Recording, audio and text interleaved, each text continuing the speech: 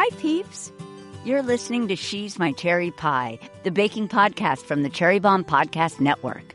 I'm your host, Jessie Sheehan. I'm a baker, recipe developer, and author of 4 baking books, including Snackable Bakes. In each episode, I hang out with some of the sweetest bakers around and take a deep dive into their signature bakes. My guest today is Marie Frank. Marie is a recipe developer and pastry chef based outside of Copenhagen. She's the creator of the Substack newsletter, More Than Sweet, and she just released her debut cookbook, More Than Sweet, Desserts with Flavor, which is filled with 75 approachable and elevated recipes for cakes, cookies, frozen desserts, custard, tarts, and more. Marie has the loveliest writing voice, and her personality shines through in her head notes and more. Marie is also self-described flavor obsessive, and she joins me to talk about how she was not always a lover of dessert until she discovered that they could be both sweet and savory, about finding a generous baking community online, and how she transitioned from focusing on plated desserts with multiple components to flavor. She also tells me about the epic birthday cakes her dad made for her and her sister when they were little, about purchasing granny candy at the local candy shop, and about how her mother's job teaching English introduced her to her deep love of savory flavors. Then she walks me through her recipe for Brunsviger with grapes and rosemary. It's a traditional Danish yeasted cake topped with a gooey brown sugar caramel, or, as Marie calls it, the love child of a sticky bun and focaccia. I loved learning about how these cakes are dressed up for children's birthdays and how Marie likes to serve them. Spoiler alert, with ice cream, yum. I loved chatting with Marie, so stay tuned for our convo. You can find today's recipe at cherrybombe.substack.com. Are you looking for a little more cherry bomb in your life? Our annual magazine subscription is the perfect way to stay inspired all year long. You'll receive our beautiful new issues delivered right to your door with free shipping. Each issue is filled with thoughtful interviews, beautiful full-color photos, delicious recipes from the season's best cookbooks, and stories celebrating the women and creatives in the food and drink space. Subscriptions are $100 a year, and you can also gift one to the food lover in your life. Head to cherrybombe.com or click the link in our show notes to subscribe today. Let's chat with today's guest. Marie, so excited to have you on She's My Cherry Pie and to chat Brunsviger with you and so much more. Thank you. I've been very eager to talk to you. You have not always been a dessert lover, which we will 100% discuss, but can you share an early baking memory, making something maybe with your mom? The first time I ever made a dessert recipe was a complete and utter disaster. I wanted to make apple pie, and I made it with my mom, and we found a recipe, and we followed it to a T, we thought, until we had to eat it, and we realized we had forgotten to add any sugar at all to the recipe. It was disgusting. Lots of cinnamon, lemon juice, all of that, and no sugar. That was my first childhood memory of baking anything. And then because we served it to some family, they just ended up grabbing a bowl of sugar, and then they kind of lifted the lid of the apple pie and just sprinkled sugar directly onto the apples to make it edible. That is my first memory of baking anything at all. You kind of came from a food family in the sense that your dad was a really great cook. Your mom ended up teaching you a lot about flavor, which we're going to talk about, but I wanted to start with your dad. And you used to cook with him. He, interestingly enough, did not love to bake. He would make you, and I want to hear about them, layered birthday cakes for you and your sister, but he would rather be making lasagna. Yes. So the layer cake was such a labor of love for my dad. Like, he hated making them. And every year for me and my sister's birthday, he would plan out like days in advance. It would always be the same cake. So we had the same cake for 18 years. Always the same 2 cakes. But yeah, he would spend hours in the kitchen making something for us from scratch as much as possible, while cussing like a sailor when he thought we weren't paying attention. We could hear him behind the closed doors making chocolate creams and fillings with a little pastry cream and everything. Like, hating it every single minute of it, but making it for us every year. Yeah. Can you tell us about your cake and your sister's cake? We always had the same 2 cakes. So one is very classic vanilla pastry cream and then a layer of raspberry jam. Super simple. That was the children's favorite every single time. And then the older we got, there was a chocolate and hazelnut layer cake. that is really dense, decadent chocolate hazelnut ganache filling. The very sweet crowd would go for the vanilla and raspberry, and then like the more coffee lovers would go for the chocolate and hazelnut. I love that there were 2 cakes. Yeah, he spoils us rotten. Yeah. Oh, what a sweetheart. I love that. And so your mom actually was somebody you did bake with at home, making fruit crisps and tray bakes and cookies. And she enjoyed it more than your dad. Your mom's job, I wanted you to tell us about it because it was an interesting sort of doorway or entryway into your sort of obsession with flavor. Yeah. So my mom was a Danish teacher for adult migrants and fugitives in Copenhagen in the 80s, 90s until she retired a few years ago. And her students, a lot of them came from the Middle East. We had some Asian students as well from China, from Korea, from Afghanistan. But many of them came from the Middle East due to fleeing war and persecution. And whenever there were celebrations at her school, all of the women would bring food from the culture for these like giant spreads. And so as a kid, it was the best in the world being at these like holiday parties at her school and just getting to try all of these amazing flavors that were very different from the Danish cuisine, which is like meat and potato and gravy kind of cooking a lot of it at the time.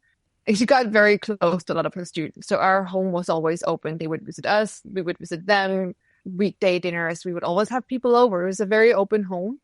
And that just meant that like my childhood memories, like for me, the roast pork and the meatballs were like, that is so exotic because that was what I only got when we visited my mom's family living in more rural areas of Denmark.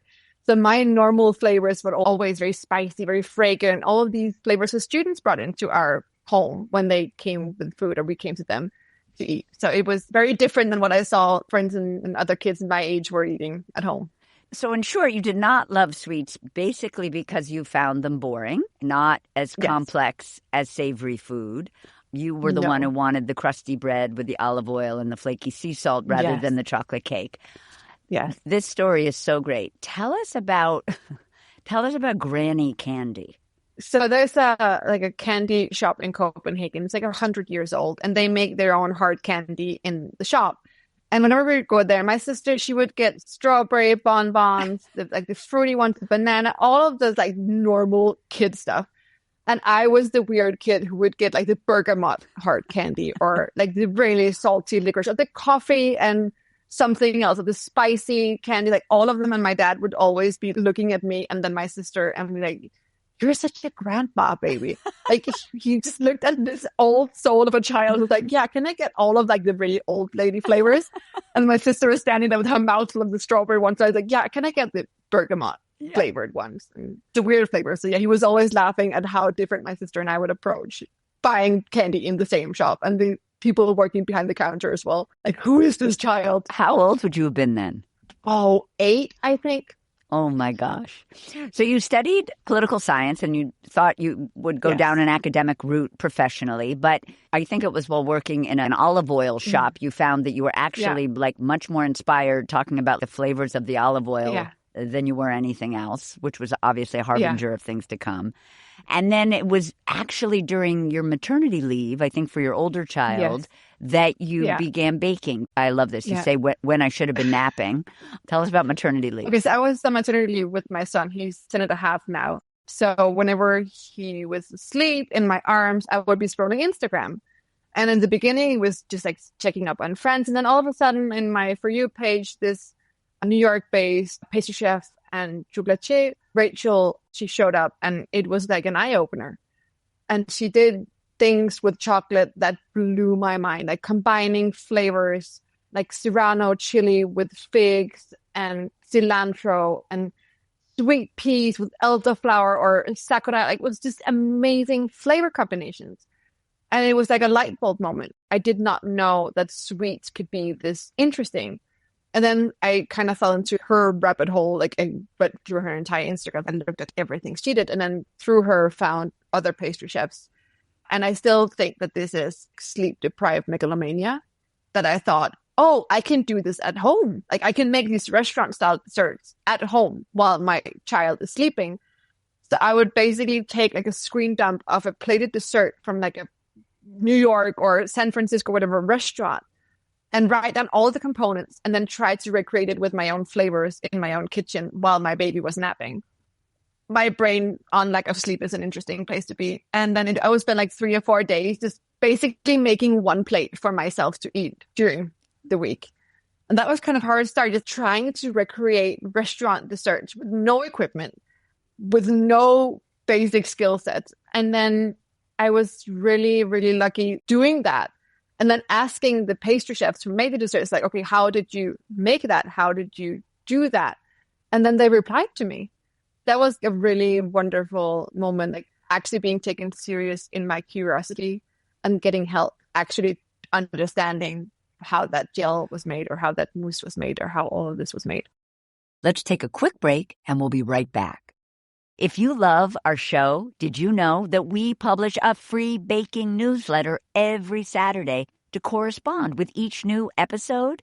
Check out Cherry Bombe's Substack to subscribe to our She's My Cherry Pie newsletter today, where you'll get exclusive insights about my guests on the show, their recipes, and other fun baking news and tips. Plus, check out our other free newsletters, where you'll find the latest food and fashion news and browse through our recipe catalog, which is filled with some really great recipes.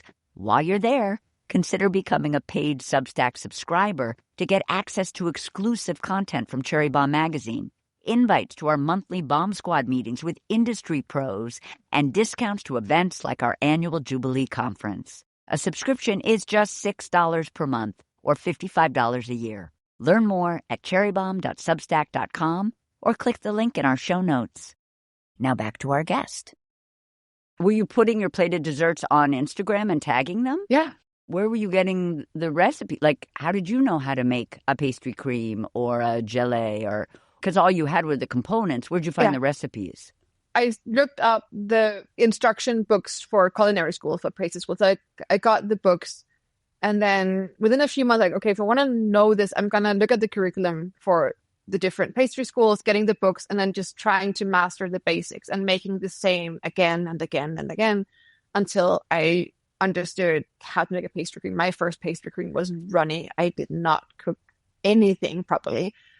But yeah, just getting the books and trying to understand the structure, the technique of making the basics in the beginning. I read about a French baking book that you'd never even opened that you used to sort of make your first eclairs. I think it's called The Art of French Baking. But yeah, it was all these French classics just done really well and super simple for the home baker. I started looking into pastry books in the beginning, and I bought a ton of pastry books just to try and understand this whole new world that I had no clue where to. I tried to find, I think is her name, Rachel Bossett, the chocolatier. Yes. Yeah, I tried to find her on Instagram. She goes by Sweet Meat Chef. Oh, okay. I'm going to look at her. I think she's amazing. Yeah. She's one of the most talented, amazing women. She was one of the early ones I reached out to and talked to, and she was so helpful. Oh my gosh. And so open and generous. And you just said, I'm a mom in Copenhagen on maternity leave, and I'm trying. Oh my gosh. Much. Yeah. Oh my gosh. That's amazing. And that was one of the women who has been the most supportive through all of it. We still talk now, 10 years later, is Carolyn Nugent. She has a bakery in Colorado with her husband. But we started talking because I had posted a Danish, it's called a kringle. So it looks like a giant pretzel. It's a sweet yeasted dough, and then you fill it with an almond paste, and then you shape it like a pretzel. It's a very traditional Danish pastry. And somehow she had found me through one of the other pastry chefs I was following, and she had seen that I had posted this pastry.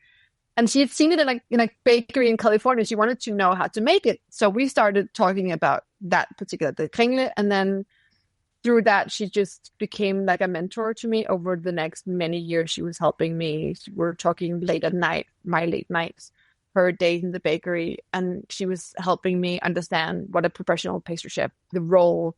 She was mentoring me so I could kind of understand the job I wanted to kind of evolve into. At the beginning, during this period of time, you were really focused on these complicated plated desserts, many components, but sort of through making them, you realized that actually flavor was your true goal. I don't know if this was during this time period or not, but you sort of realized that ice cream could be an incredible palette for testing flavor before you put them into a plated dessert or a dessert. Why not test those flavors tell us about that kind of transition from not necessarily wanting every dessert you made to be plated, but wanting it to be about the flavor in everything you made. I was interested in ice cream early on in the beginning because it was such a, like texturally and temperature wise, it was such an interesting component on a dessert. It felt like it always had to be there because it was a good flavor carrier, but also texturally and temperature wise, it was always nice to have that element on a plate. So really early on, it kind of resonated with me. And I always wanted to play around with ice cream. And then through that interest, I kind of really started learning the texture and how to make a good ice cream recipe. And then I got a job in an ice cream shop in Copenhagen. Whenever the shop had a birthday, we would do specialty flavors. And then that would kind of be where we could really play. I think it was the third birthday party for the shop. I got more free reign to put in some interesting flavors in the ice cream shop. We used kinako, which is roasted soybean powder in an ice cream. And people had never experienced that flavor here. So just kind of seeing people respond to something different in ice cream was really interesting. And then from there, I got a job in the coffee shop later on, where the ice cream bar, we would make like these ice cream bars on a stick or every summer. That was kind of where it started building. You could take all these complex flavor from a plated dessert and have it in one thing. So we would make these ice cream bars where they had like multiple layers of ice cream in the ice cream bars. And we would all kind of contribute and play around and like talk flavors back and forth. And I think that kind of showed me early on how well, again, ice cream carries flavor, but also how interesting it is as more than a vanilla or more than a chocolate. Like it can be a really interesting dessert all on its own that came through the years in the coffee shop. So there were at least 2 ice cream jobs and also a job in the coffee shop where you were baking. Yeah. And was that sort of a graduation from the ice cream? Like, oh, now I want to do the baking? Or did it all was happening simultaneously? Or? So in the ice cream shop, it was only ice cream. And then I was making my desserts at home on the side. So I was always making the desserts. And then it was through the coffee shop that the baking and understanding the more classic baked goods came, like the brownies, the cookies, different kind of like more classic recipes. And then seeing that even though it's a classic, like a chocolate chip cookie, it doesn't mean that you can't add more flavor to it. So that kind of collaboration with Klaus in the coffee shop and like having other people who think about flavor that way and who are not limiting themselves, like this is how it's always been done, but always thinking like, oh, how can we make it more interesting? How can we make it our own? How can we play with it? The baking really came with the coffee shop. Nicola Lamb, who was a guest on the show. Hi, Nicola. I think she likes to listen, and she loves you, so I'm sure she'll listen. Best. But she described you, because she featured your book in her fabulous newsletter. Yeah. She described you as a pastry consultant and recipe developer, consulting bakeries or ice cream shops or restaurants, ice cream shops, bakeries in Copenhagen and abroad. Nice. Yeah. She also described you as obsessive about fruit, produce, and flavor. Because of the funny story. Very true. There was a funny story. I can't remember what. There was some plant or bush that you could not gooseberries. Get. Yes, you couldn't get gooseberry. Yeah. You couldn't get this particular kind of gooseberries except in England. So you asked if you could have them sent to her, and then you went to pick them up from her. Yeah, I had just gotten my garden, and I knew I wanted like really amazing gooseberries in my garden. And nobody has better gooseberry varieties than the English. And I had this like list of 5 different varieties I really wanted in my garden. And then Brexit happened. And then I couldn't have my gooseberry plants sent here. And I had not met Nicola before. So we had talked for a while. And then I texted her like, this is going to sound so crazy. But please hear me out. And please don't block me. I really want these gooseberries. Can I have them sent to you sometime between November and March? And then I will come pick them up at your place in London. And she was like, sure. I don't have room for them, but maybe my mom will. Let me ask my mom. So Nicola's mom's like, yeah, I'll take care of the gooseberries. You can have them sent here. So I ordered them like 6 months early, thinking they might arrive like in January or something. They got there in early December. I couldn't travel then. So her mom basically took care of my gooseberry plants for 2 months until I could come pick them up. And then the first time I met Nicola, she was traveling through London with this giant trash bag with like 5 gooseberry bushes in. We met in a restaurant, had dinner while like holding this trash bag with like plants sticking up. And I had to take it back to my hotel, get it into my suitcase to take it back with me home. Oh my gosh. It's such a great story. Before we jump into talking about the book, can you tell us about your amazing newsletter? Oh, the More Than Sweet, the Substack. Yes. That was how it all started. And the name More Than Sweet, it comes from a poem about meddlers that is written by D.H. Lawrence. It's this wildly, like a little crazy poem about meddlers, which is a very strange fruit. And that sentence struck me, the More Than Sweet. And that was kind of what I wanted to do with the newsletter early on. I wanted to show that desserts could be more than sweet. So obviously there's a lot of ice cream recipes in there, but it is similar to the book. It's very much about taking classic recipes, a lot of fruit recipes, cake recipes, and then just showing that you can take the same basic recipe and add different flavors to it and make it your own, play with it, make it seasonal, use different spices, use different herbs all the time. So it's basically like an inspiration to step out of your comfort zone. Is writing a newsletter something you love? Yeah, it is. It really is. Like, I love that I can be a little, not unhinged, but I can speak freely in there because it's my space. There people don't necessarily enjoy the way I phrase things. They're welcome to just skip to the recipe, but it is a creative comedic relief for myself. I tend to just write whatever pops into my head in there. But yeah, I love writing the newsletter. The ice cream recipes are typically for paid subscribers, and then everything else is under the free. Yeah. All right. So now we're going to talk about your book, More Than Sweet. Yes. This is on the cover, and I love it so much. I need you to unpack it for us.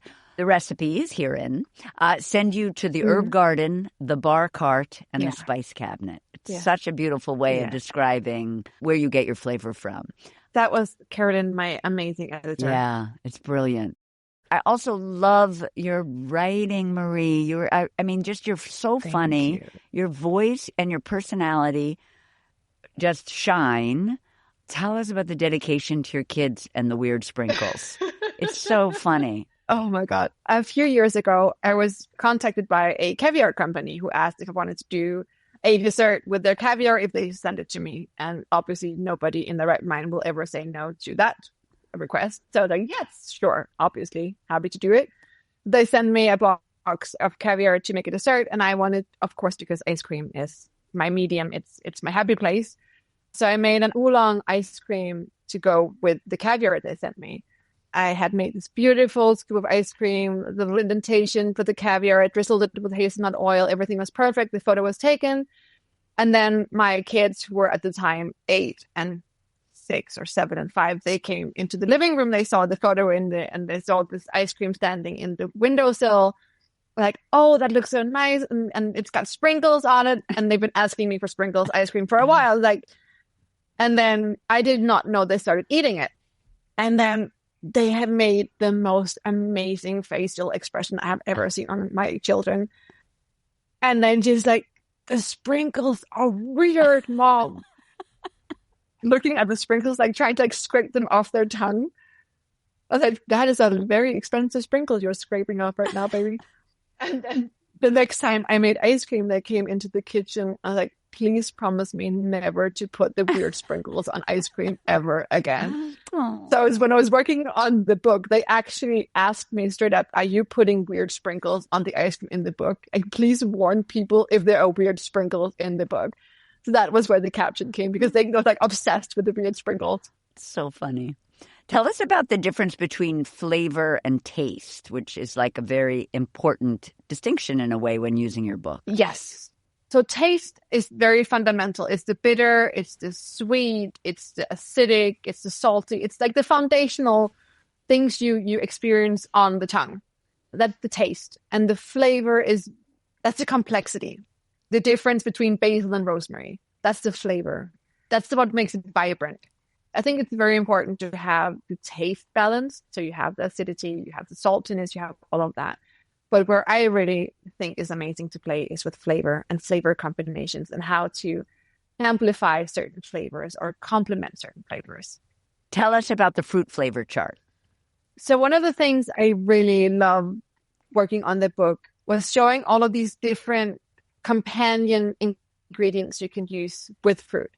So I think there's a tendency of using certain things a lot, like strawberries and vanilla or raspberry and rose. Like there are certain things that have become very popular and for good reason. But I kind of wanted to show the multitude of ways and flavor pairings that can take the same ingredient in a variety of directions and bring out something different. So some of the flavor combinations in the charts will be like amplifiers, will bring out more of the natural flavor in something. Others will be like contrasting flavors that add something completely different.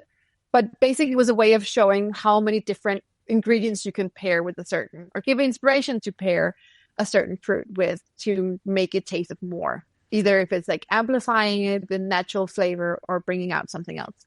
Now we're going to talk about the recipe for Brunsviger. Yes, very close. Okay, very close, peeps. That's not great, but anyway, Brunsviger with grapes, with grapes and rosemary. So first of all, what is it? Brunsviger is probably one of the most beloved Danish cakes. It was slightly terrifying bringing it on, knowing that there would be Danes maybe reading my book eventually. It is a yeasted cake. It's a sheet cake, similar as you would a focaccia. You dimple it, you poke a lot of holes in it, and then you smother it in a brown sugar caramel goo before you bake it. So it is basically a brown sugar caramel cinnamon bun focaccia hybrid. One thing about this recipe is that yours is covered in grapes and rosemary. Yeah. And Nicola described it as a Marie twist.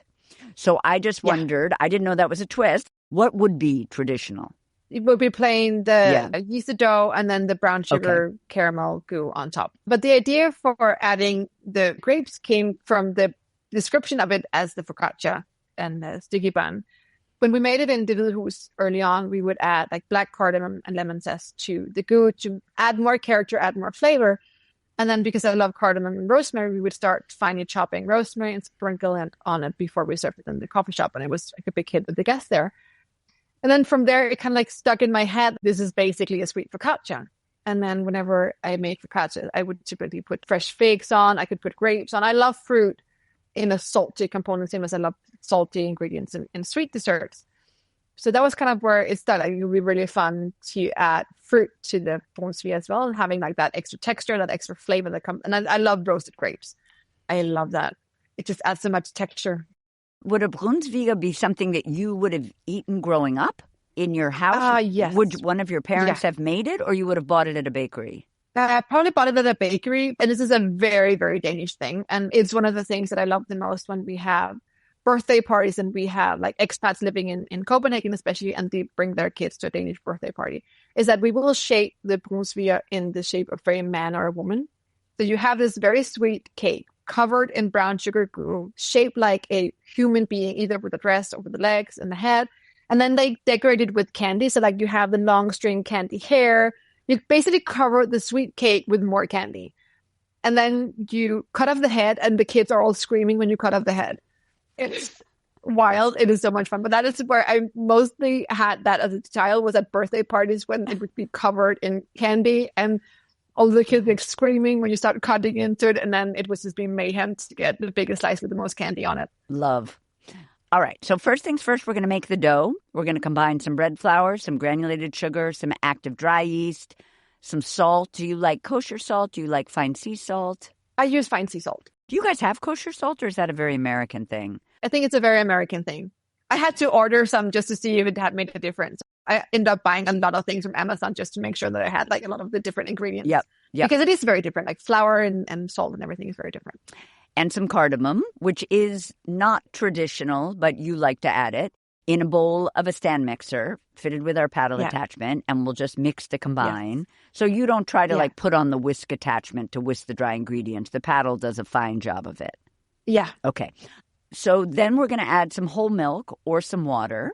Couple of questions. Is there a temperature of the milk or the water straight out of the fridge? I used it straight out of the fridge because I proofed the dough over a long time. So adding it warm doesn't really add anything. Yeah, and it's only if I have to make a quick proof, then it's a different. Yep. Then it's a different. And then recipe. Why either milk or water? Why is there a choice? And what do you prefer?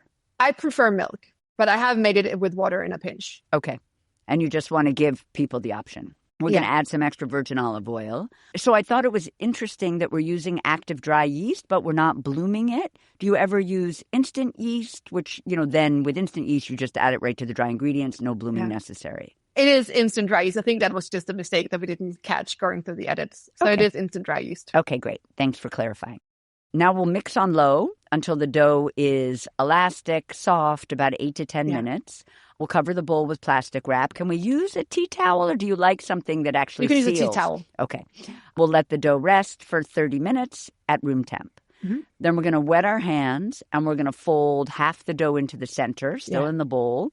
Turn the bowl 45 degrees, repeat the fold, and we'll repeat it kind of twice all the way through, so 8 times. I thought this was so interesting because the only time I do this, I use the tartine sourdough recipe, or at least a version of it, and it's the only time that I have ever spent so much time, do you know what I mean, making those kinds of folds by hand. Talk to me about that choice for you. The typical way of making Brunsviger, you knead it in the mixer until it is very elastic. And I think, to me, it gets a much tighter crumb. The air bubbles are small. And I really like the more focaccia-like structure you get when you use the folding method. It gets a more tender crumb. It opens up. It gets bigger air bubbles. And those also trap more of the glue when it bakes. I think it's a textural thing. It just makes it a lot more delicious when you eat it. I love. So now we're going to cover the bowl with a plastic wrap again. And we'll just repeat that stretching every 30 minutes for another 90 minutes, about an hour and a half, for a total of 4 times total of those 8 stretch and folds. What are we looking for sort of after this hour and a half? What will the dough look like? It should be elastic. It should be soft. You should start seeing the gluten be activated and be elastic. So to get a very soft but very elastic dough. It is so pillowy. When you finally get to the point where you like getting your fingers in there. So exciting. And you kind of like that's my favorite part. Except for the eating. Right. So now we're going to brush a large bowl. Do you have a favorite sort of mixing bowl that you use? Do you like ceramic or metal or glass? I use glass. Okay. But I've used plastic containers. Yeah, I've used pretty much everything I had in my kitchen at one point or another. Brush a large bowl with olive oil, scrape the dough into the bowl, cover the bowl with plastic wrap again, and then we'll transfer it to the fridge to proof overnight. Yeah. Now we'll lightly oil either a pie dish or a cake pan and press and sort of stretch the dough to cover the bottom of the dish. Does it stretch into the corners easily, or does it keep tightening back up? Does it need any time to relax? It stretches pretty easily. Yeah. It stretches pretty easily. We'll cover the pan lightly. And why are we lightly covering this time? Just because we don't want the plastic to stick to the top of the dough? Yeah. Yeah. We'll proof for about 2 hours at room temp until doubled in size. While it's doubling, is that a good time to make the goo, or do you like to make the goo? That would be a good time to make the goo. Okay. So we're going to combine some dark brown sugar. Do you always use dark as opposed to light? Do you have the 2 options that we have, light and dark? We have something that is somewhere in between, but I prefer the flavor of the dark brown sugar, especially for a recipe that is this sweet, that you have that slight, not bitterness, but you have more depth of flavor to the darker brown sugar that I really like in very sweet recipes, as this is. We're going to combine dark brown sugar, unsalted butter. Again, we have the choice of whole milk or water.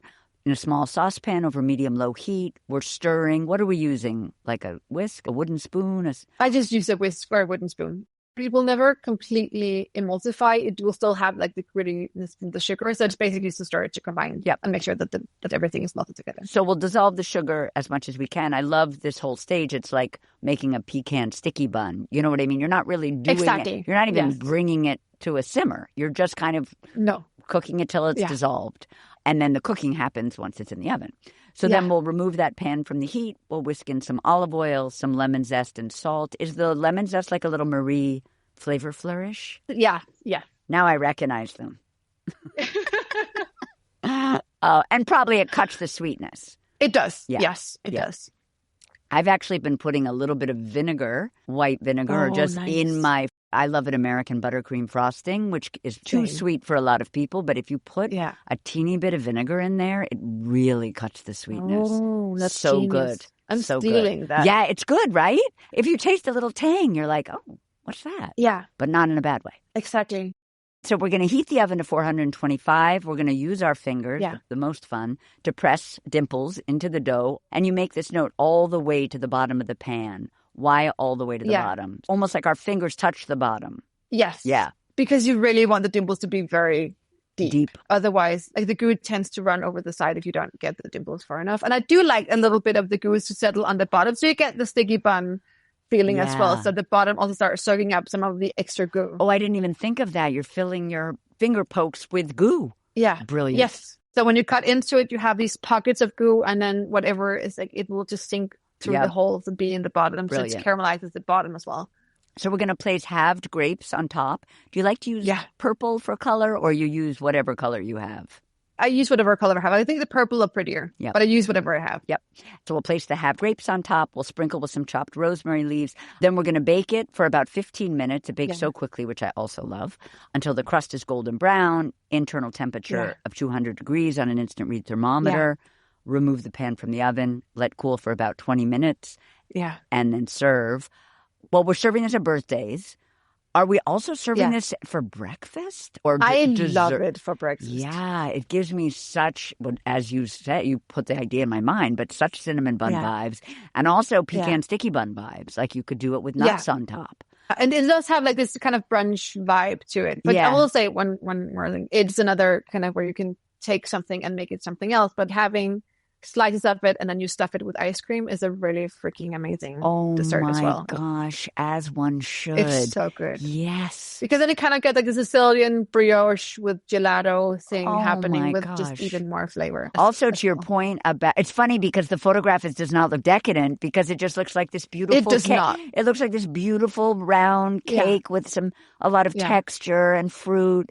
But to your point earlier about ice cream, the cold creaminess of that, I bet is spectacular with the warm goo. It's so good. Oh, my gosh. Well, thank you so much for chatting with me today, Marie. And I just want to say that wonderful. You are my most flavorful of cherry pies. Thank you. That's it for today's show. Don't forget to follow She's My Cherry Pie on Apple Podcasts, Spotify, or wherever you listen. And tell your pals about us. You can find today's recipe at cherrybomb.substack.com. She's My Cherry Pie is a production of the Cherry Bombe Podcast Network. Our producers are Carrie Diamond, Catherine Baker, and Jenna Sadu. Thank you so much for listening to She's My Cherry Pie. And happy baking!